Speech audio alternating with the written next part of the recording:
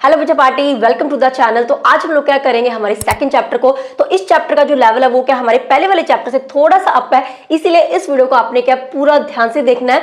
तो जल्दी से क्या वीडियो को शुरू करते हैं। और अगर आपको ये चैप्टर समझ में आए तो वीडियो को लाइक करना एंड चैनल को सब्सक्राइब करना मत भूलना, सो दैट आपको आगे भी मेरी ये अच्छी अच्छी वीडियोस मिलती रहे। तो चलिए बच्चों शुरू करते हैं। तो हमारे चैप्टर का जो नेम है वो है न्यूट्रिशन इन एनिमल्स। तो यहाँ पे क्या है, जब हम लोग क्या एनिमल्स बात करें ना एनिमल्स की, तो यहाँ पे एनिमल्स के अंडर क्या बच्चों सारे के सारे लिविंग बींग्स, सिर्फ प्लांट्स को छोड़ के सारे के सारे जो लिविंग बींग्स है बिना प्लांट्स के क्या सारे के सारे आएंगे।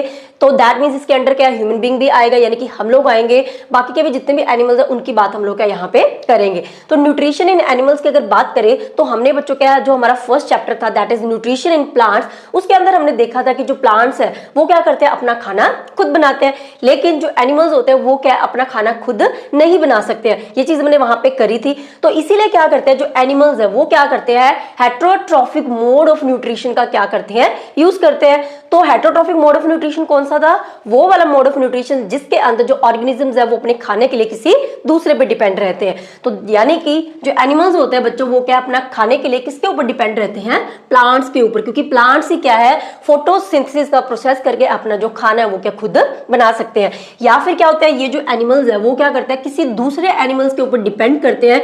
ऐसे एनिमल्स जो खुद क्या खाते हैं, प्लांट्स को ही खा के ग्रो करते हैं। जैसे कि आपको पता है शेर हो गया, वो क्या करता है, रैबिट या डियर वगैरह होता है उनको खाता है। तो वो किससे ग्रो होते हैं, वो किसको खा के ग्रो होते हैं, वो भी प्लांट्स को खा के बड़े होते हैं। तो दैट मींस क्या है, जो एनिमल्स है वो क्या है डायरेक्टली या फिर इनडायरेक्टली क्या है, हम सभी लोग क्या खाने के लिए किसके ऊपर डिपेंड करते हैं, प्लांट्स के ऊपर डिपेंड करते हैं। तो यहाँ पे अगर बच्चों हम बात करते हैं एनिमल न्यूट्रिशन की, जब एनिमल न्यूट्रिशन की बात करते हैं तो हम लोग क्या है मेन 3 चीजों को इंक्लूड करते हैं। वो कौन कौन सी होती है, पहला है हमारा न्यूट्रिएंट रिक्वायरमेंट। न्यूट्रिएंट रिक्वायरमेंट यानी कि जो फूड हम लोग क्या खा रहे हैं उसमें से कौन कौन से न्यूट्रिएंट्स की हमें क्या रिक्वायरमेंट है। तो फर्स्ट चैप्टर के अंदर हमने क्या न्यूट्रिएंट्स के बारे में पढ़ा था, मैंने आपको बताया था। जैसे कि मैंने यहाँ पे लिखा है कार्बोहाइड्रेट्स, प्रोटीन और भी होते हैं। तो आपने मुझे कमेंट सेक्शन में बताने हैं कि न्यूट्रिएंट्स जो होते हैं वो कौन कौन से होते हैं, जो बाकी के यहाँ पे मैंने नहीं लिखे। तो न्यूट्रिएंट्स क्या होते हैं, ये सारे जो न्यूट्रिएंट्स हैं उनकी क्या एनिमल्स को नीड होती है। दूसरा हमारे पास क्या है, mode of intake of food, यानी कि इनटेक का मतलब क्या होता है बच्चों, लेना। तो जो एनिमल्स है या जितने भी लिविंग बींग्स है उनका क्या फूड को लेने का तरीका क्या है, ठीक है। तो उसके बारे में देखते हैं थोड़ा सा। तो देखो हमारे पास क्या सारे लिविंग बींग्स जो होते हैं ना, सारे ऑर्गेनिजम्स है, उनका क्या है फूड को लेने का तरीका क्या अलग अलग होता है। तो कुछ एग्जांपल्स यहाँ पे लिखी है। तो इसी टॉपिक को मैंने एक्सप्लेन किया, different ways of taking food. वो कौन कौन से हो सकते हैं, जैसे कि पहला हमारे पास है बी। तो बी मतलब क्या होता है, मधुमक्खियां जो होती है वो क्या करती है, सक nectar of the plant. Nectar यानी कि जो फूलों का रस होता है उसको क्या कर लेते हैं, सक कर लेते हैं। सक का मतलब क्या होता है, खींचना। जैसे हम लोग क्या पाइप डाल के जूस को खींचते हैं ना, पीते हैं, तो दैट मीन्स वो क्या होता है, सक करना होता है। तो बीज क्या करती है, नेक्टर को सक करती है। इसी तरीके से जो इन्फेंट्स होते हैं, इन्फेंट का मतलब क्या होता है, ऐसा बच्चा जो 1 साल तक का जो बच्चा होता है, ठीक है, उसको हम लोग बोलते हैं इन्फेंट। तो इन्फेंट जो होते हैं बच्चों वो क्या होते हैं, छोटे बच्चे क्या उस टाइम पे खाना तो खाते नहीं है, ठीक है। तो वो क्या करते हैं, सिर्फ क्या है मदर का जो दूध है वही पीते हैं। इसके अलावा क्या होता है, जो स्नेक्स की बात करें तो स्नेक्स क्या करते हैं, स्वोलो कर लेते हैं किसको, एनिमल्स को, निगल जाते हैं सीधा एनिमल्स को। इसके अलावा क्या होता है, जो एक्वेटिक एनिमल्स होते हैं वो क्या करते हैं, अपने आसपास क्या होता है टाइनी फूड पार्टिकल्स, उनके आसपास क्या होता है पानी में छोटे छोटे ना फूड पार्टिकल्स क्या तैरते रहते हैं और उन्हीं को वो एज ए फूड क्या खाते हैं। तो tiny food particles that floating near by, floating का मतलब जो तैरे होते हैं उनको वो क्या एज ए फूड खाते हैं। तो दैट मींस क्या सारे ऑर्गेनिजम्स का क्या फूड लेने का जो तरीका होता है वो क्या होता है अलग अलग होता है। तीसरा जो फैक्टर हम इंक्लूड करते हैं वो क्या है, food utilization in the body. Utilization मतलब क्या है, हमारी जो बॉडी है उस फूड को, जिस फूड को हमने खाया उसको क्या यूज कैसे करती है, यूटिलाइज कैसे करती है। तो इसको अब पूरा क्या डिटेल में देख लेते हैं। तो अगर हम लोग क्या है फूड यूटिलाइजेशन की बात करते हैं तो हमारे पास क्या होता है, जो खाना होता है ना उसके अंदर क्या होता है, बहुत सारे कॉम्प्लेक्स सब्सटेंसेस क्या होते हैं प्रेजेंट होते हैं। वो कौन कौन से होते हैं, वो सब्सटेंसेस कौन कौन से होते हैं, हमारे फूड के जो न्यूट्रिएंट्स होते हैं, जैसे कि कार्बोहाइड्रेट हो गया, उसके अलावा कौन से होते हैं, और प्रोटीन्स, फैट एक्सेट्रा, ठीक है। तो ये जो न्यूट्रिएंट्स होते हैं ना हमारे फूड के, ये क्या होते हैं, कॉम्प्लेक्स फॉर्म में होते हैं। तो इनको हमारी बॉडी के एज इट इज यूज नहीं कर सकते। देखो एक्चुअली में हमने फूड में से क्या लेना होता है, इन न्यूट्रिएंट्स को तो लेना होता है और इन्हीं की हेल्प से हमारी बॉडी क्या करती है, एनर्जी को प्रोड्यूस करती है। तो हमें अल्टीमेटली चाहिए तो यही चीज ना हमारी बॉडी को, लेकिन क्योंकि ये क्या होता है कॉम्प्लेक्स फॉर्म में होता है, जैसे कि इनकी बहुत बड़ी बड़ी चेन्स होती है, तो इनको हमारी बॉडी के एज इट इज यूज नहीं कर सकते। इसीलिए इन्हें पहले क्या होता है, सिंपल फॉर्म के अंदर क्या तोड़ा जाता है, ठीक है, छोटे छोटे टुकड़ों में ब्रेक किया जाता है, सो दैट ये बिल्कुल सिंपल फॉर्म के अंदर आ जाए और हमारी बॉडी इसको क्या है यूज कर सके। तो इसीलिए क्या होता है वो वाला प्रोसेस बच्चों जिसके अंदर क्या है ये जो कॉम्प्लेक्स सब्सटेंसेस है इनको क्या ब्रेक करके बिल्कुल सिंपल सब्सटेंसेस के अंदर क्या कन्वर्ट किया जाता है ऐसी फॉर्म के अंदर जिसको हमारी बॉडी क्या यूज कर सकती है, उस प्रोसेस को हम लोग क्या कहते हैं डाइजेशन। सो डाइजेशन क्या लिखा है मैंने, the breakdown of complex substances of the food into the simple substances is called the digestion. काफी इंपॉर्टेंट टर्म है ये। अब देखो बच्चों क्या तुमने कभी सोचा है कि खाना तो चलो हमें पता है कि मुंह से खाते हैं, लेकिन खाना खाने के बाद खाने के साथ हमारी बॉडी के अंदर ऐसा क्या क्या होता है कि वो क्या होता है डाइजेस्ट भी हो जाता है और हमारी बॉडी उसे क्या यूज भी कर सकती है। तो उस पूरे प्रोसेस को हमने क्या समझना है। तो ये जो पूरा काम है ना वो क्या कुछ स्टेप्स के अंदर होता है, 1 बाय 1 होता है, स्टेप बाय स्टेप ये काम चलता है। तो उन्हीं स्टेप्स को क्या थोड़ा सा नजर डाल लेते हैं उन्हीं स्टेप्स पे। तो मैंने यहाँ पे लिखा है steps of nutrition in human. तो हम लोग क्या सिर्फ हमारी बातें यहाँ पे सबसे पहले करेंगे क्योंकि हम लोग तो इंपॉर्टेंट है ना हमारे लिए, तो हम अपने बारे में समझेंगे कि हमारे अंदर जो न्यूट्रिशन है वो कैसे होता है। तो देखो सबसे पहला जो स्टेप होता है ना उसे हम कहते हैं इंजेशन। इंजेशन का मतलब सिंपली क्या होता है इंटेक ऑफ फूड। जैसे हमने खाना मुंह में रखा दैट मीन्स हमने क्या इंजेशन कर ली। तो पहला स्टेप हो गया इंजेशन। देन क्या जो खाना है वो क्या हम दांतों से चबाते हैं ना, फिर हमारे पेट में जाता है, आगे भी क्या वो टूटता रहता है। तो यानी कि जो खाना होता है वो क्या है कॉम्प्लेक्स फॉर्म से कौन सी फॉर्म में आता है, बिल्कुल ही सिंपल फॉर्म के अंदर आ जाता है। उस स्टेप को हम बोलते हैं डाइजेशन। तो फिर होता है खाने का डाइजेशन। और जब क्या है खाना बिल्कुल सिंपल फॉर्म में आ गया, अब हमारी बॉडी क्या है उस खाने को यूज कर सकती है। तो वो क्या करेगी उस खाने को क्या कर लेती है एब्जॉर्ब कर लेती है। तो उस स्टेप को हम लोग कहते हैं एब्जॉर्प्शन। और देन क्या होता है जो एब्जॉर्ब्ड फूड होता है उसको क्या हमारी बॉडी क्या यूज करती है अपने काम करने के लिए, अपनी ग्रोथ के लिए। इसे हम कहते हैं असिमिलेशन। सो असिमिलेशन क्या होता है यूटिलाइजेशन ऑफ फूड। ठीक है, उसके बाद क्या होता है जो लास्ट स्टेप होता है। अब ये जब स्टेप होता है ना यहां तक क्या होता है जितने भी काम की चीजें हैं वो हमारी बॉडी क्या यूज कर लेते हैं, लेकिन जो खाना क्या होता है डाइजेस्ट नहीं हो पाता। कुछ चीजें ऐसी होती हैं जो हमारी बॉडी का यूज नहीं करती, तो जो अनयूज सब्सटेंसेस होते हैं वो क्या हमारी बॉडी अंदर नहीं रखती है, वो हमारी बॉडी के लिए वेस्ट मटेरियल है, उसको हमारी बॉडी क्या बाहर निकाल देती है। तो उस स्टेप को हम लोग बोलते हैं इजेशन। तो ये क्या 5 स्टेप्स होते हैं, 1 बाय 1 क्या स्टेप बाय स्टेप ये काम होता है।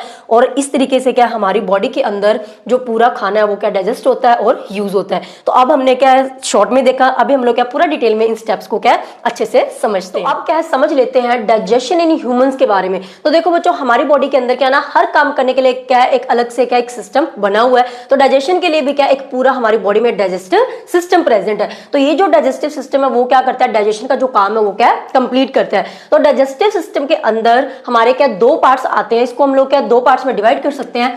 पहला बच्चों हमारा होता है एलिमेंट्री कनाल। एलिमेंट्री कनाल को हम लोग क्या डाइजेस्टिव ट्रैक्ट भी बोलते हैं।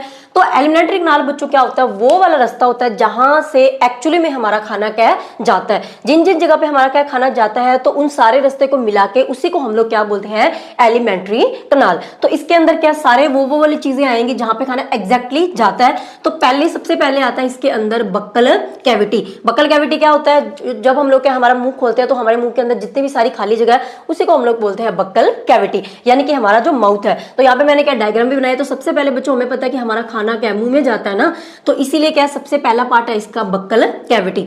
मुंह में रखने के बाद क्या होता है जो हमारा खाना है वो क्या इस तरीके से बच्चों फूड पाइप के अंदर होता हुआ क्या नीचे जाता है पेट तक। तो जो फूड पाइप है उसी को हम लोग क्या बोलते हैं ईसोफेगस। तो यहाँ पे ओ क्या साइलेंट रहेगा, क्या बोलेंगे इसको ईसोफेगस। उसके बाद खाना क्या फूड पाइप या ईसोफेगस के अंदर जाता है। उसके बाद क्या जो हमारा खाना है वो कहाँ जाता है बच्चों स्टमक के अंदर, यानी कि हमारे पेट के अंदर। तो तीसरा जो पार्ट है इसका वो क्या आएगा स्टमक। स्टमक से फिर क्या होता है जो बच्चों हमारा खाना है वो क्या इस तरीके से होता हुआ ठीक है कहाँ जाएगा, ये जो मैंने पतली सी ट्यूब बनाई है ना इस तरीके से जो कोल्ड है इसको हम लोग क्या बोलते हैं स्मॉल इंटेस्टाइन। ठीक है, उसके बाद हमारा जो खाना है वो क्या ये जो मैंने ब्रॉड सी यहाँ पे बनाई है ये हमारी क्या होती है लार्ज इंटेस्टाइन। तो स्मॉल इंटेस्टाइन से खाना किसके अंदर जाता है लार्ज इंटेस्टाइन के अंदर, लार्ज इंटेस्टाइन के अंदर। और फिर क्या खाना इस तरीके से जाता हुआ क्या यहां से क्या हमारी बॉडी से बाहर निकल जाता है। तो वो वाला पॉइंट जहां से क्या हमारी बॉडी से क्या वेस्ट मटेरियल बाहर निकलता है उसको बच्चों हम लोग क्या बोलते हैं एनस। तो यहां से क्या इस तरीके से क्या खाना क्या एंड तक यहाँ पे आता है और हमारी बॉडी से क्या बाहर जो वो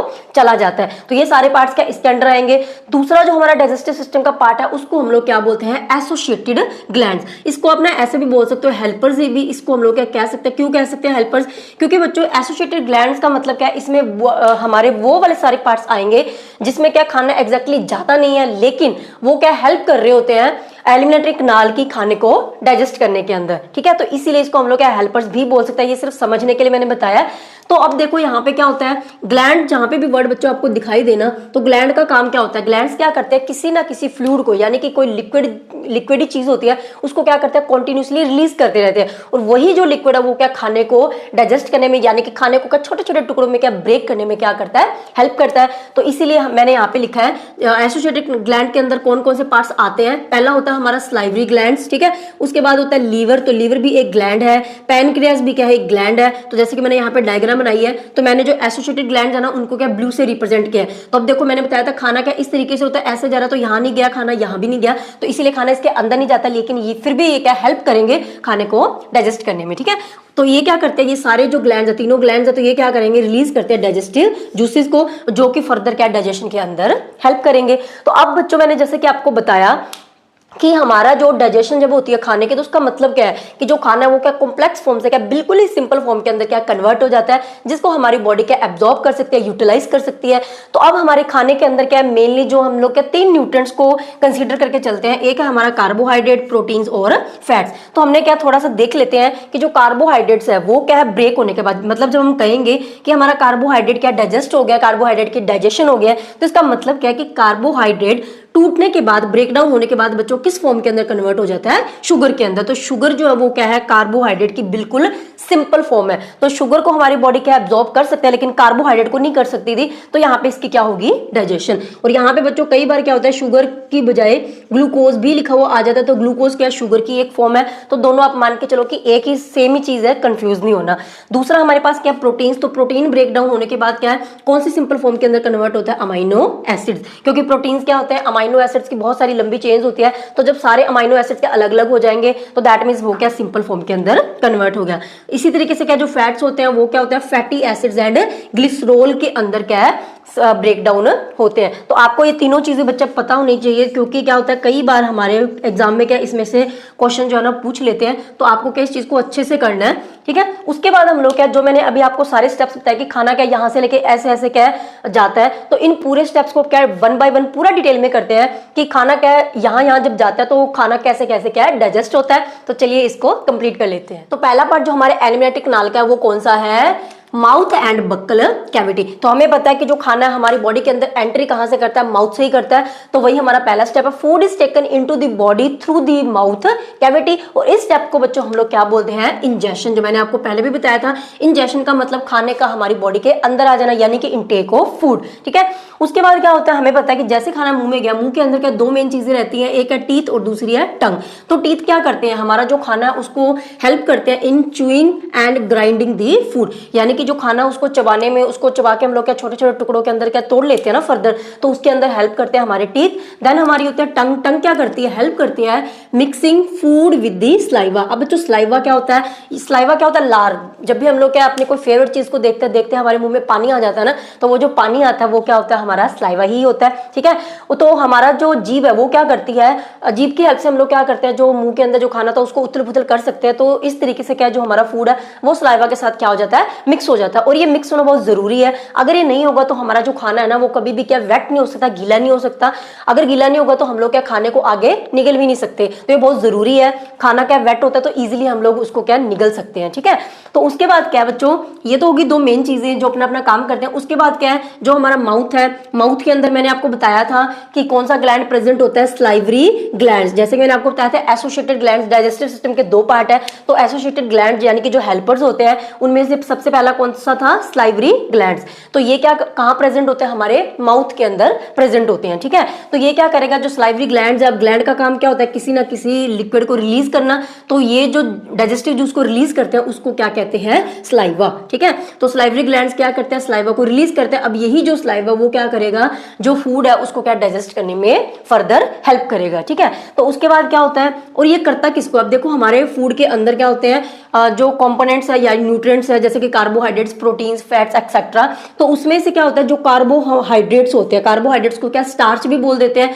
तो स्लाइवा स्पेशली क्या करता है, जो कार्बोहाइड्रेट है ना उसको क्या है डाइजेस्ट, उसकी डाइजेशन में हेल्प करता है और उसको कन्वर्ट कर देता है किसके अंदर, शुगर के अंदर। तो ये मैंने आपको बताया भी था कि कार्बोहाइड्रेट की जो सिंपलेस्ट फॉर्म होती है वो कौन सी होती है, शुगर। तो कार्बोहाइड्रेट क्या डाइजेस्ट होने के बाद कौन सी फॉर्म के अंदर कन्वर्ट हो जाता है, शुगर के अंदर कन्वर्ट हो जाता है। क्लियर हो गया। तो यहाँ पे क्या आपने ध्यान रखना है कि ये जो स्लाइवा है, स्लाइवा जो है स्पेशली किसका डाइजेशन करता है, कार्बोहाइड्रेट्स का। तो दैट मीन्स क्या बच्चों, कार्बोहाइड्रेट की डाइजेशन जो होता है ना वो हमारे क्या माउथ के अंदर ही स्टार्ट हो जाती है। अब यहाँ पे क्या माउथ के अंदर क्या प्रोटीन, खाने के अंदर जो प्रोटीन है या फैट है उनकी डाइजेशन बिल्कुल नहीं होती, वो एज इट इज के आगे चले जाते हैं, लेकिन कार्बोहाइड्रेट की स्टार्ट हो जाती है। और यही रीजन है कि जब हम लोग क्या कार्बोहाइड्रेट रिच या फिर स्टार्च रिच जो फूड खाते हैं, जैसे कि बनाना हो गया, वो खाते हैं तो खाते ही तुरंत हमें ऐसे ना एनर्जेटिक फील होता है, ठीक है। वो इसीलिए होता है क्योंकि उसके अंदर क्या था, कार्बोहाइड्रेट, और जैसे हमने खाया कार्बोहाइड्रेट की तो डाइजेशन मुंह में ही होगी, इसीलिए क्या होता है वो सिंपल फॉर्म के अंदर आ गया, तो उसको अब हमारी बॉडी क्या यूज कर लेती है, और जितनी जल्दी यूज करेगी उतनी जल्दी क्या एनर्जी प्रोड्यूस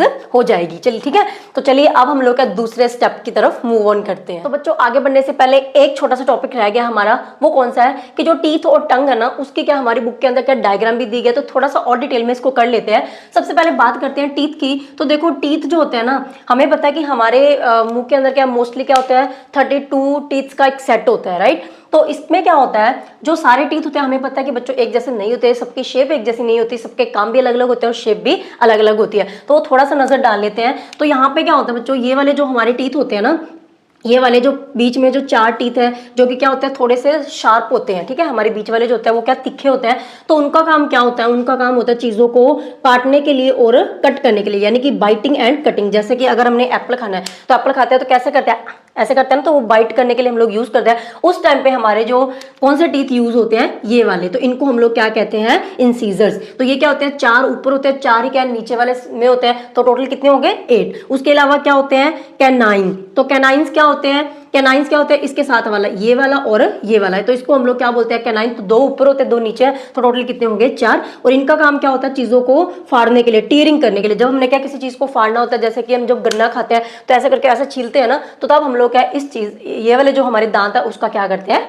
यूज करते हैं, ठीक है। उसके बाद होता है प्री मोलर्स। तो प्री मोलर्स कौन से होता है, ये दाढ़ी होती है हमारी, ठीक है। तो इसका यूज किसके लिए होता है, crushing and grinding the food. तो जब हम लोग क्या खाने को या तो कट करके या फिर उसको फाड़ के आगे लेके जाते हैं, तो उसको बाद क्या उसको क्या क्रश करना, मतलब और पीसना छोटे छोटे टुकड़ों में या फिर ग्राइंड करना, वो कौन करता है, प्री मोलर्स, ठीक है।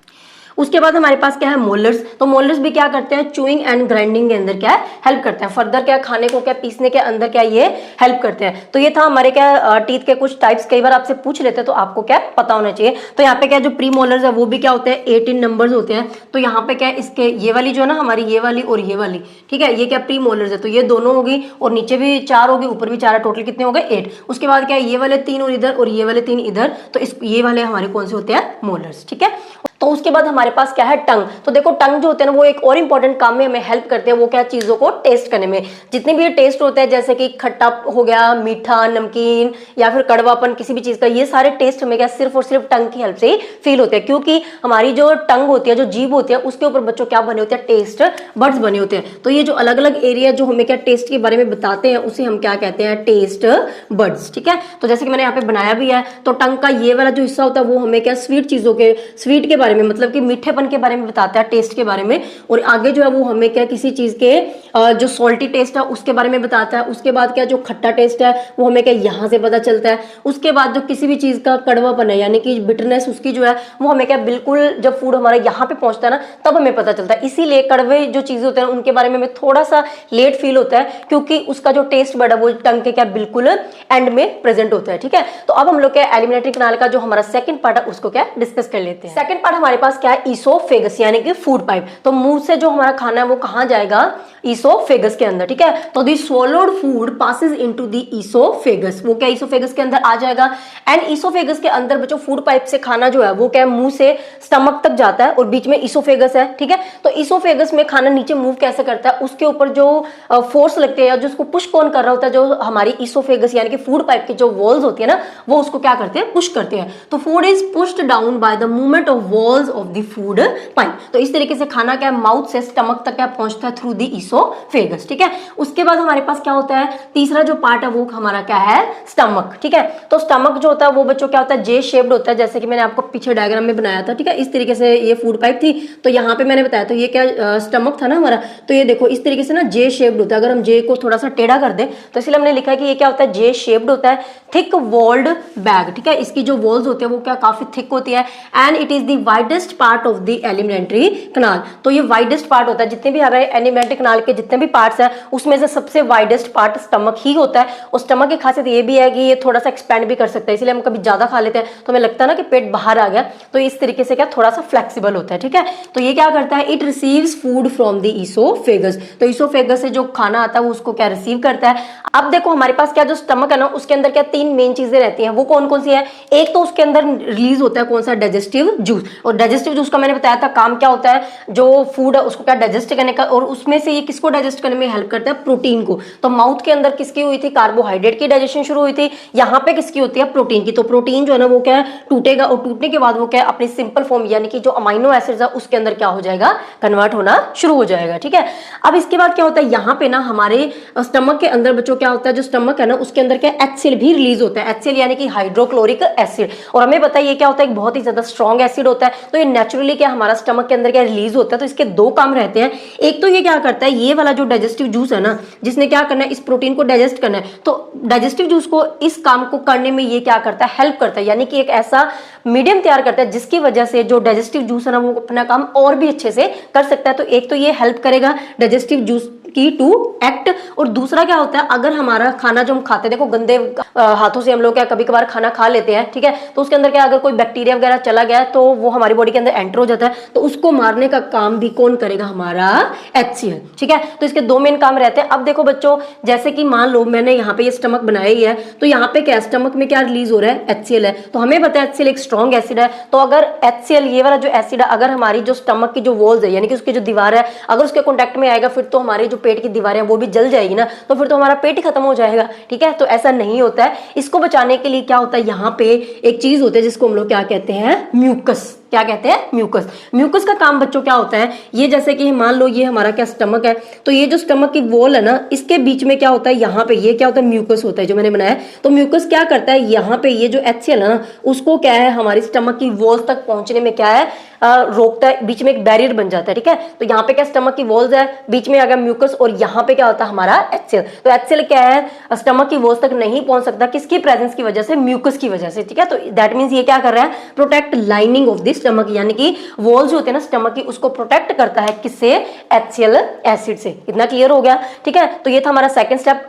थर्ड स्टेप, अब हम लोग क्या फर्दर फोर्थ पार्ट की बात करते हैं जो कि था हमारा स्मॉल इंटेस्टाइन। स्मॉल इंटेस्टाइन हमारे पास क्या होती है, हाईली कॉइल्ड रहती है। जैसे मैंने आपको क्या डायग्राम में बताया था, इस तरीके से क्या थी स्मॉल इंटेस्टाइन बनी हुई थी, तो ये क्या हाईली कॉइल्ड होती है इस तरीके से। ठीक है, और ये क्या होती है 7.5 मीटर लॉन्ग होती है। देखने में ये भले छोटी लगती है, लेकिन अगर इसको हम लोग एक्सटेंड करें ना ऐसे खींचे, तो ये क्या होता है इतने मीटर लॉन्ग जो है वो हो जाती है। इसके अलावा क्या होता है, स्मॉल इंटेस्टाइन जो होती है बच्चों, वो क्या होती है, साइट होती है कंप्लीट डाइजेशन की। देखो कुछ डाइजेशन हमारी क्या माउथ के अंदर हुई थी, कुछ चीजों की क्या स्टमक के अंदर हुई थी। अब जितनी भी डाइजेशन है, डाइजेशन वाला जो काम है वो सारा का सारा क्या स्मॉल इंटेस्टाइन के अंदर आके क्या होता है, कंप्लीट हो जाता है। इसके बाद खाना जाता है लार्ज इंटेस्टाइन के अंदर, वहां पे क्या कोई भी खाने की जो डाइजेशन है वो नहीं होती है। तो 1 मार्क का आपको ये क्वेश्चन आ सकता है कि साइड बताओ कंप्लीट डाइजेशन की, so the answer is small intestine. उसके बाद क्या ये क्या करती है, रिसीव करती है सिक्रीशन, किससे, लीवर एंड पैनक्रियाज से। ठीक है, तो मैंने जैसे कि आपको बताया था लीवर और पैनक्रियाज दोनों क्या है, ग्लैंड है, और ये क्या करते हैं, डाइजेशन में हेल्प करते हैं एलिमेंट्री कनाल की, लेकिन खाना इनके अंदर जाता नहीं है। तो यहाँ पे क्या है, जो लीवर और पैनक्रियाज है वो दोनों क्या करेंगे, यहाँ पे जैसे कि मान लीजिए मैंने यहाँ पे बनाया लीवर और एक साइड है पैनक्रियाज, तो लीवर क्या करता है अपना एक जो लिक्विड है डाइजेस्टिव जूस है वो रिलीज करेगा और उसको कहाँ भेज देगा, स्मॉल इंटेस्टाइन के अंदर। पैनक्रियाज भी क्या करेगा, एक लिक्विड को रिलीज करेगा, उसको स्मॉल इंटेस्टाइन के अंदर भेज देगा, और वो क्या करेंगे, जो खाने की जो डाइजेशन है उसमें क्या करते हैं, हेल्प करते हैं। तो 1 बाय 1 इसको देख लेते हैं। इसके अलावा क्या होता है, स्मॉल इंटेस्टाइन क्या इनसे तो रिसीव करती है डाइजेस्टिव जूस, लेकिन ये क्या करती है, खुद का जो डाइजेस्टिव जूस है ना उसको भी क्या करती है, सिक्रीट करती है, अपना भी सिक्रीट करती है और उनसे भी ये ले लेती है। तो यहाँ पे स्टेप बाय 1 बाय 1 क्या देख लेते हैं। तो सॉरी, तो सबसे पहले हमारे पास क्या है, लीवर सिक्रीशन। तो अगर लीवर की बात करें तो लीवर क्या करता है, लीवर जिस चीज को सिक्रीट करता है उसे हम कहते हैं बाइल जूस। और ये जो बाइल जूस होता है बच्चों वो स्टोर कहाँ पे होता है, गॉल ब्लैडर। किसमें स्टोर होता है, गॉल ब्लैडर। तो गॉल ब्लैडर क्या होती है, एक ना थैली लाइक स्ट्रक्चर होती है जो कि क्या लीवर से इस तरीके से अटैच होती है। तो जैसे ही क्या लीवर क्या बाइल जूस को कॉन्टिन्यूसली क्या ये सिक्रीट करता रहता है, ठीक है, तो ये स्टोर होता रहता है गॉल ब्लैडर के अंदर। तो जब क्या जब यूज होना होता है डाइजेशन के लिए, तो यहीं से क्या जो बाइल जूस है वो क्या यूज हो जाता है। तो ये क्या होगा, ये जो बाइल जूस है वो कहाँ गया, स्मॉल इंटेस्टाइन के अंदर आया। स्मॉल इंटेस्टाइन के अंदर क्या होता है, जो बाइल जूस है वो हेल्प करता है किसकी डाइजेशन में, फैट्स की डाइजेशन में। तो देखो बच्चों, अब तक क्या जो फैट है उसकी बिल्कुल भी डाइजेशन नहीं हुई थी, ना माउथ के अंदर हुई थी, ना ही स्टमक के अंदर हुई थी। स्टमक के अंदर हुई थी प्रोटीन की डाइजेशन, माउथ के अंदर हुई थी कार्बोहाइड्रेट्स की। और फैट की डाइजेशन कहाँ पे होती है, हमारी स्मॉल इंटेस्टाइन के अंदर ही शुरू होती है और वहीं पे ही खत्म हो जाती है। तो उसके बाद क्या बात करते हैं दूसरे की, पैनक्रियाज की। तो पैनक्रिया भी क्या करता है, पैनक्रिया रिलीज करता है पैनक्रियाटिक जूस को। ये भी क्या करेगा, डाइजेशन में हेल्प करता है। तो ये भी जाएगा कहाँ पे, हमारे स्मॉल इंटेस्टाइन के अंदर जाता है। वहां जाके ये क्या एक्ट करता है, तीनों के ऊपर, कार्बोहाइड्रेट, प्रोटीन एंड फैट्स, तीनों की डाइजेशन में ये क्या करते हैं, हेल्प करते हैं। अब तक क्या था, तीनों चीजें, कार्बोहाइड्रेट, प्रोटीन एंड फैट, तीनों क्या पार्शली क्या डाइजेस्ट हो चुकी थी। अब जो बाकी की जो बची हुई कसर है वो क्या यहाँ पे आके कंप्लीट हो जाती है। और इसके अलावा भी अगर कुछ अनडाइजेस्टेड रह जाता है तो उसको डाइजेस्ट करने का काम कौन करता है, जो स्मॉल इंटेस्टाइन खुद अपना डाइजेस्टिव जूस रिलीज करती है ना, वो भी उसको क्या फर्दर क्या छोटे छोटे टुकड़ों में ब्रेक करने में क्या करता है, हेल्प करता है। इस तरीके से ये सारे जो हमारे न्यूट्रिएंट्स है वो क्या अपने सिंपलर फॉर्म के अंदर आ जाते हैं। अब खाने की कंप्लीट डाइजेशन के बाद बच्चों क्या होता है, खाने का एब्जॉर्प्शन। तो यहाँ पे क्या होगा, जो हमारा खाना था वो क्या पूरा का पूरा क्या डाइजेस्ट हो चुका है, यानी कि वो बिल्कुल सिंपल फॉर्म के अंदर आ चुका है। तो उसको हमारी बॉडी अब क्या कर लेती है, एब्जॉर्ब कर लेती है। और ये एब्जॉर्प्शन कहाँ पे होती है, स्मॉल इंटेस्टाइन के अंदर कंप्लीट होती है। So absorption of food takes place in the small intestine, ठीक है। उसके बाद क्या होता है, और ये जो स्मॉल इंटेस्टाइन के अंदर जो खाने की एब्जॉर्प्शन होती है, इसके अंदर हेल्प कौन करता है, किसकी वजह से ये होती है। तो यहाँ पे क्या होता है बच्चों, स्मॉल इंटेस्टाइन के अंदर ना इस तरीके से फिंगर लाइक्स प्रोजेक्शन होते हैं, जैसे हमारी उंगलियां होती है ना, ठीक है, देख रहे हो इस तरीके से। तो ये क्या होते हैं, फिंगर लाइक प्रोजेक्शंस होती है, जिसे हम कहते हैं विलाई। क्या कहते हैं, विलाई, ठीक है। तो फिंगर लाइक, इस पे क्वेश्चंस भी आ जाता है कई बार कि विलाई क्या होता है, एक्सप्लेन करो, ये किसमें हेल्प करते हैं। सो फिंगर लाइक प्रोजेक्शंस या फिंगर लाइक जो आउट ग्रोथ होती है उसको हम लोग क्या बोलते हैं, विलाई। तो यही क्या करती है, खाने की एब्जॉर्प्शन में हेल्प करती है। कैसे हेल्प करती है, क्योंकि ये क्या करती है, प्रोवाइड करती है large surface area for the absorption. तो ये देखो, ये क्या होते हैं, इस तरीके से ना अगर इसको खींचेंगे तो बहुत ज्यादा लंबी हो जाएगी। तो ये क्या करते हैं, बहुत ज्यादा सरफेस एरिया क्या प्रोवाइड कर रही है खाने की एब्जॉर्प्शन के लिए, इसलिए खाना क्या जल्दी से अच्छे से एब्जॉर्ब हो जाता है। उसके बाद क्या होता है, ये जो विलाई है, अब जैसे मैंने यहाँ पे विलाई बनाई है, तो विलाई के साथ ना बच्चों बिल्कुल इस तरीके से, जैसे मैं ब्लू कलर से बना रही हूँ, इस तरीके से ना बिल्कुल इसके साथ क्या होता है, ब्लड वेसल्स कनेक्ट होती है, ठीक है। तो जैसे ही क्या होता है, जो खाना है वो क्या एब्जॉर्ब होता है, विलाई एब्जॉर्ब करती है, तो वो जो खाना है वो क्या है, यहाँ से विलाई से कहाँ चला जाता है, ब्लड वेसल्स के अंदर क्या ट्रांसफर कर दिया जाता है। और ब्लड वेसल्स में क्या होता है, ब्लड, तो ब्लड में क्या वो जो एब्जॉर्ब्ड फूड था वो क्या मिक्स हो जाता है। और इस तरीके से क्या हमारे पूरे बॉडी पार्ट में क्या जो वो डाइजेस्टेड फूड है वो क्या पहुंचा दिया जाता है। तो यही मैंने क्या यहाँ पे लिखा है, villi supplies food to the blood vessels and hence to the different organs. तो इस तरीके से सारे ऑर्गन्स यानी कि हमारे बॉडी के एक एक सेल तक वो जो डाइजेस्टेड फूड था वो क्या पहुंचा दिया जाता है with the help of blood. उसके बाद क्या होता है, असिमिलेशन। तो असिमिलेशन का मतलब क्या होता है बच्चों, हमारा जो खाना था वो क्या अब जो डाइजेस्टेड फूड है वो क्या हर एक सेल तक पहुंच चुका है बॉडी के, वहां जाके उसे क्या होता है, खाने को यूज कर लिया जाता है, उससे क्या जो एनर्जी है उसको क्या प्रोड्यूस कर लिया जाता है। तो जो डाइजेस्टेड फूड है ओहो यहाँ पे डाइजेस्टेड नहीं आएगा, ये अनडाइजेस्टेड नहीं आएगा, यहाँ पे डाइजेस्टेड आएगा। तो the digested food is used by the body for the energy and growth. और एनर्जी और ग्रोथ के लिए क्या उस खाने को हमारी बॉडी यूज कर लेते हैं, और इसी चीज को हम लोग क्या बोलते हैं, असिमिलेशन, ठीक है। तो ये कैसे होता है, अब जैसे मैंने यहाँ पे लिखा कि जो डाइजेस्टेड फूड है उसका यूज किसके लिए किया जाता है, टू प्रोड्यूस दी एनर्जी। तो ये एनर्जी कैसे प्रोड्यूस होती है इसके बारे में थोड़ा सा समझ लेते हैं। तो देखो जो डाइजेस्टेड फूड था वो बच्चों कहाँ पहुंचा था, सेल्स के अंदर पहुंचा था ना। अब सेल्स के अंदर क्या इधर से क्या होता है, जो खाना है वो पहुंचता है। अब यहाँ पे जो ग्लूकोज है, मैंने बताया था ग्लूकोज क्या होती है, शुगर या ग्लूकोज एक ही बात है। तो ये हमारा क्या डाइजेस्टेड फूड ही है ना, तो वहां से क्या डाइजेस्टेड फूड है, और जब हम लोग क्या ब्रीदिंग करते हैं तो वहां से आई ऑक्सीजन, तो दोनों मिलकर आपस में क्या रिएक्ट करते हैं, और यहाँ पे क्या है CO2 गैस प्रोड्यूस होती है, साथ में कुछ अमाउंट ऑफ वाटर भी प्रोड्यूस होता है, और यहाँ पे ये प्रोड्यूस होती है हमारी मेन चीज जो कि है एनर्जी। तो जब एनर्जी प्रोड्यूस होगी तो इसकी हेल्प से हमारी बॉडी के अंदर जो सारे फंक्शंस है वो क्या होते हैं, परफॉर्म होते हैं। तो इसलिए मैंने यहाँ पे कहा कि जो डाइजेस्टेड फूड है उसकी यूज हम लोग किसके लिए करते हैं, एनर्जी को प्रोड्यूस करने के लिए। तो बच्चों अब तक हमने देखा कि स्मॉल इंटेस्टाइन के अंदर क्या 3 काम हुए, पहले हुई डाइजेशन, देन हुई एब्जॉर्प्शन, और उसके बाद हुई असिमिलेशन। इसके बाद वो खाना जो क्या स्मॉल इंटेस्टाइन के अंदर एब्जॉर्ब नहीं होता वो क्या होता है, हमारा अनडाइजेस्टेड फूड होता है, जो कि भेज दिया जाता है कहां पे, हमारे लार्ज इंटेस्टाइन के अंदर। तो लार्ज इंटेस्टाइन के बारे में थोड़ा सा देख लेते हैं। ये क्या होती है बच्चों, वाइड होती है as compare to the small intestine. जैसे कि ये क्या है हमारी है लार्ज इंटेस्टाइन, तो ये क्या होती है, ब्रॉड होती है, जबकि स्मॉल इंटेस्टाइन क्या होती है, थिन होती है। और इनकी विड्थ के अकॉर्डिंग बच्चों इनके नेम दिए गए हैं, लार्ज इंटेस्टाइन और स्मॉल इंटेस्टाइन। क्योंकि इसकी विड्थ क्या ज्यादा है इसीलिए हम इसे कहते हैं लार्ज इंटेस्टाइन, और स्मॉल इंटेस्टाइन की विड्थ क्या होती है, कम होती है, इसीलिए हम इसे कहते हैं स्मॉल इंटेस्टाइन। जबकि इसकी जो लेंथ होती है वो क्या होती है, ज्यादा होती है, और इसकी लेंथ क्या होती है, कम होती है। ये क्या होता है 7.5 मीटर समथिंग लॉन्ग थी, और ये क्या होती है 1.5 मीटर लॉन्ग है।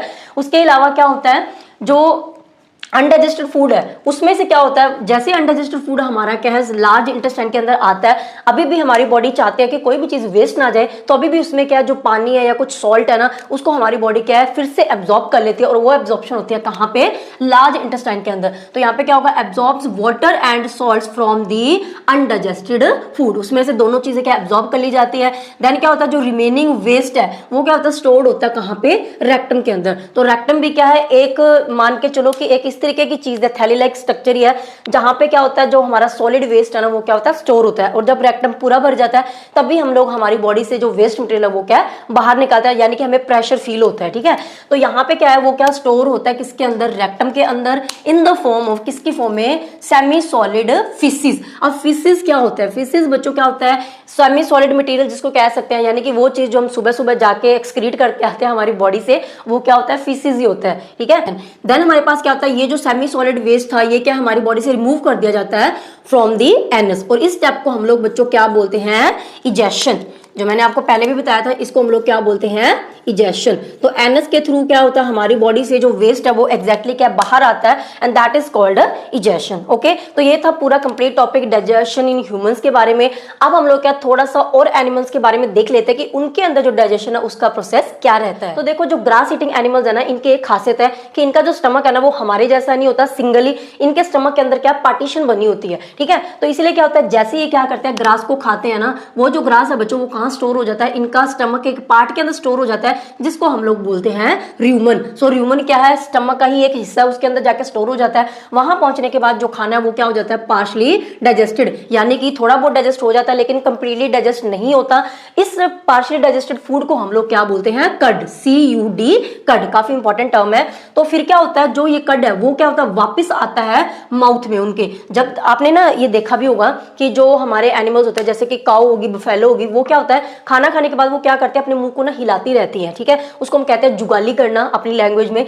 तो वो काम क्यों करते हैं, वो काम इसीलिए करते हैं सो दैट ये जो कड है ना वो क्या हो सके, कंप्लीटली डाइजेस्ट हो सके, सो दैट वो उस खाने से क्या एनर्जी को प्रोड्यूस कर सके और यूटिलाइज कर सके। तो इसीलिए वो क्या जुगाली करते हैं। तो यहाँ पे वो जो कड है वो क्या होता है, रिटर्न टू द माउथ, उनके मुंह के अंदर क्या वापस आता है इन स्मॉल लम्प्स, एक साथ नहीं आता, थोड़ा थोड़ा करके क्या उनके माउथ के अंदर क्या है, र्यूमन से वो जो कड है वो वापस क्या माउथ के अंदर आना शुरू होता है। और जैसे वो क्या मुंह को हिलाते रहते हैं, यानी कि वो क्या कर रहे हैं, चूइंग कर रहे हैं ना, खाने की चू कर रहे हैं खाने को। तो इस तरीके से वो जो खाना है बच्चों वो क्या हो जाता है, कंप्लीटली डाइजेस्ट हो जाता है। और इस पूरे प्रोसेस को हम लोग क्या बोलते हैं, रूमिनेशन। और वो वाले एनिमल्स जिनके अंदर क्या ये प्रोसेस होता है उनको हम लोग क्या बोलते हैं, रूमिनेंट्स। क्या बोलेंगे, रूमिनेंट्स। क्लियर हो गया इतनी चीज, ठीक है। चलो, उसके बाद हमारे पास क्या है, ये जो हमारा ग्रास था ना इसके अंदर ही क्या प्रेजेंट होता है, सेलुलोज। ठीक है, जैसे हमारे खाने के अंदर भी कार्बोहाइड्रेट वगैरह प्रेजेंट थे ना, तो ग्रास के अंदर भी क्या कार्बोहाइड्रेट प्रेजेंट होता है, लेकिन कार्बोहाइड्रेट कौन सी फॉर्म के अंदर प्रेजेंट होता है, सेलुलोज। तो सेलुलोज क्या एक टाइप ऑफ कार्बोहाइड्रेट। अब ये जो सेलुलोज होता है ना, इसको डाइजेस्ट करने के लिए क्या होता है, एक स्पेशल बैक्टीरिया चाहिए होता है। तो जिन एनिमल्स की बॉडी के अंदर ये स्पेशल बैक्टीरिया प्रेजेंट होगा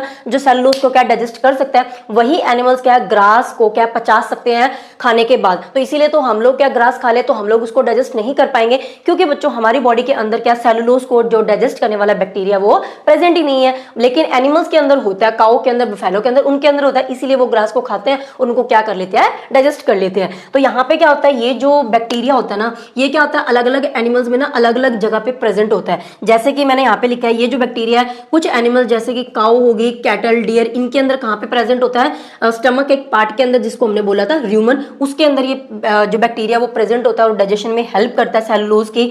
बाकी के जो कुछ होते हैं जैसे कि हॉर्स हो गया या फिर रैबिट हो गया, उनके अंदर ये कहाँ पे प्रेजेंट होता है, केकम, इसको बोलते हैं केकम। केकम बच्चों क्या होते हैं, आप ऐसे समझ सकते हो, ये ना एक सैक लाइक स्ट्रक्चर होती है, यानी कि बोरी के जैसे एक स्ट्रक्चर होते हैं इनकी बॉडी के अंदर। हॉर्स हो गया, रैबिट हो गया, इनके बॉडी के अंदर क्या एक थैलिक लाइक स्ट्रक्चर है जिसके अंदर ये क्या बैक्टीरिया प्रेजेंट होता है। तो आपने क्या थोड़ा सा ध्यान रखना है कि किसके अंदर ये कौन सा बैक्टीरिया कहाँ पे प्रेजेंट होता है। तो अब क्या बिल्कुल एक लास्ट टॉपिक बचा अमीबा के बारे में, उसको थोड़ा सा जल्दी से देख लेते हैं। So feeding and digestion in amoeba जो है वो कैसे होते हैं उसको थोड़ा सा समझ लेते हैं। सबसे पहले अमीबा के बारे में थोड़ा सा जान लेते हैं। देखो बच्चों, अमीबा जो होता है ना वो क्या होता है, सिंगल सेल ऑर्गेनिज्म है, यानी कि ये एक ऐसा ऑर्गेनिज्म है जिसके अंदर सिर्फ एक ही सेल प्रेजेंट होता है। हमारे अंदर तो पता नहीं लाखों करोड़ों के अंदर सेल्स प्रेजेंट है, लेकिन अमीबा के अंदर सिर्फ एक सेल होता है। तो ये यूनिसेलुलर ऑर्गेनिज्म है और इसकी क्या होता है, कोई भी जो फिक्स्ड शेप है वो नहीं होती। इसकी क्या हर सेकंड में क्या जो शेप है ना वो बदलती रहती है, कोई फिक्स्ड शेप नहीं है। तो जैसे मैंने यहाँ पे बनाया तो इस तरीके से क्या कोई भी शेप हो सकती है अमीबा की, इस तरीके से कुछ दिखता है। इसके सेंटर में एक क्या होता है, न्यूक्लियस होता है और इसके अंदर क्या होता है, बहुत और भी छोटे छोटे पार्टिकल सस्पेंडेड होते हैं लिक्विड के अंदर। यहाँ पे क्या है ना एक फ्लूइड सा फिल किया होता है,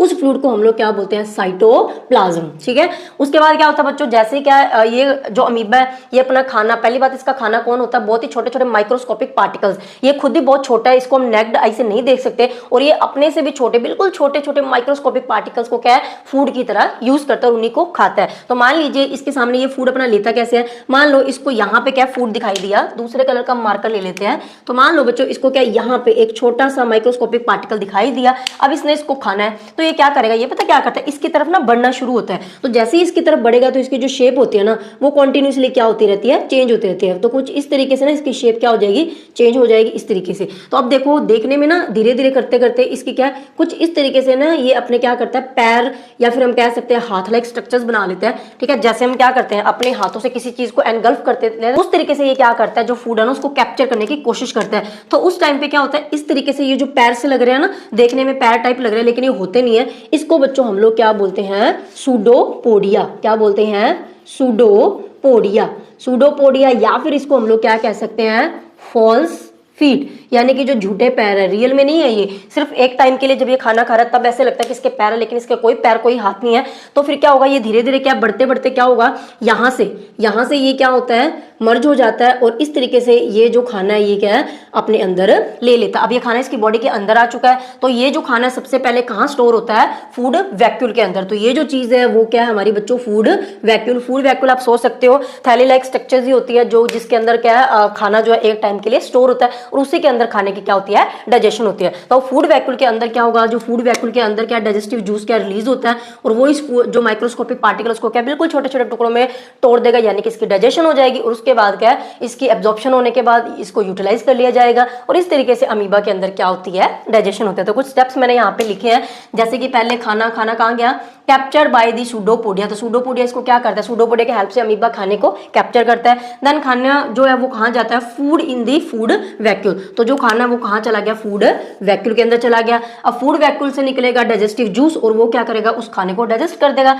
so food gate digested by the digestive juices. तो इस तरीके से क्या होता है, अमीबा के अंदर भी क्या है डाइजेशन वाला प्रोसेस होता है। तो ये था बच्चों हमारा कंप्लीट चैप्टर। आई होप कि आपको ये चैप्टर समझ में आया है। अगर कोई भी डाउट है तो मुझे कमेंट सेक्शन में पूछ सकते हैं। वीडियो कैसा लगा मुझे जरूर बताना। तो चलो मिलते हैं नेक्स्ट वीडियो के अंदर। Till then take care, bye bye.